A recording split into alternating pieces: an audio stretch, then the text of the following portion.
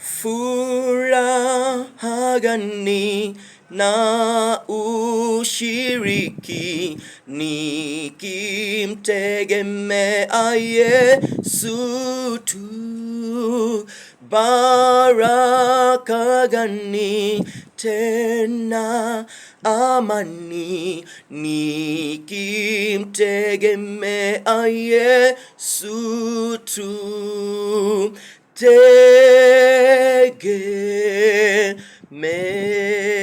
Tegemea salama bila hatari.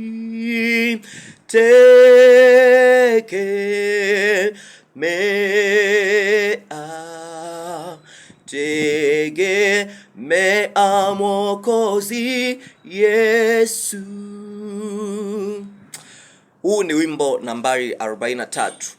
Wimbo ambao umeandikwa mwaka 1887 katika mwezi wake ule wa 5. Wimbo ukiandikwa na Professor Anton Johnson Showalter. Na wimbo huu umejengeka katika kitabu cha Kumbukumbu la Torati 33 mstari wake wa 27. Hiyo ndio historia ya wimbo nambari 43. Na wimbo huu uliandikwa na watu wawili, Professor Johnson Showalter Anton, lakini pia kushirikiana na rafiki yake Elisha ambaye pia alikuwa ni mtunzi mzuri wa nyimbo. Na wimbo huu uliandikwa kutokana na kisa cha wanafunzi wawili wa Professor Showalter ambao alikuwa akiwafundisha huko zamani akiwa bado ni profesa hajastaafu. Hivyo siku moja alipokuwa anarudi nyumbani masaa ya jioni, akakuta barua mbili ziko mlangoni kwake. Barua zile zilikuwa za wanafunzi wake ambao walikuwa wanaelezea machungu yao, namna walivyokuwa wamepigwa kibuti, walikuwa wameachika kwa lugha ya jenzi wa sasa hivi, walikuwa wamepigwa vibuti.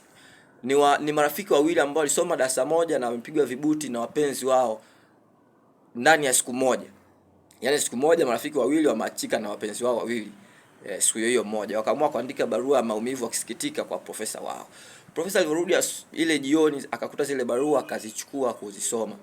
Ndipo akafikiria ni kwa namna gani aweze kuwatia wanafunzi hawa moyo, aweze kuwapa tumaini kwamba mapenzi yapo tu na kuachika kupo tu, vibuti vipo. Ndipo akafungua Biblia akakuta na fungu la Kumbukumbu la Torati 33 mstari wa 27. Hapo ndipo akapata wazo la kuandika huu wimbo, na akawaza sio tu hawa wanafunzi wawili, bali kuna wengine pia ambao wamepigwa vibuti katika ulimwengu huu kama wewe. Hivyo akaamua kuandika huu wimbo. Akachukua baadhi ya mafungu au baadhi ya maneno akapeleka kwa rafiki yake Elisha, ambaye Elisha yeye aliandika hizo beti mbili za ziada yale, kwa sababu profesa alikuwa ameanzisha beti la kwanza. Kwa hiyo baada ya Elisha kuandika nyimbo katika mtiririko mzuri, akamrudishia tena Professor Showalter, ambaye yeye sasa aliweza kuweka zile tune, sasa akaweka zile melody na hatimaye wimbo ukaweza kukamilika. Hiyo ndio historia fupi ya wimbo namba 43. Je, ungependa nikuletee historia ya wimbo namba ngapi ambao huo unakugusa moyo katika nyimbo za Kristo na unatamani kujua ni kwa nini mtunzi aliutunga huu wimbo? Wafilipi 4:13. Mungu akubariki.